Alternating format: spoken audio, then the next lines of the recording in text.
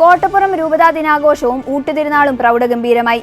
കോട്ടപ്പുറത്തെ പുരാതനമായ വിശുദ്ധ തോമസ് ലിഹായിൽ സ്ഥാപിതമായി എന്ന് വിശ്വസിക്കുന്ന മുസരി സെന്റ് തോമസ് കപ്പേളയിലാണ് വിശുദ്ധ തോമസിന്റെ തിരുനാളും കോട്ടപ്പുറം രൂപതാ ദിനാഘോഷവും നടത്തിയത്.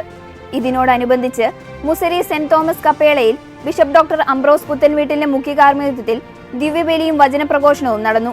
രൂപതയിലെ വൈദികരും സന്യസ്ത വൈദികരും ദിവ്യബലിയിൽ സഹകാർമ്മികരായി.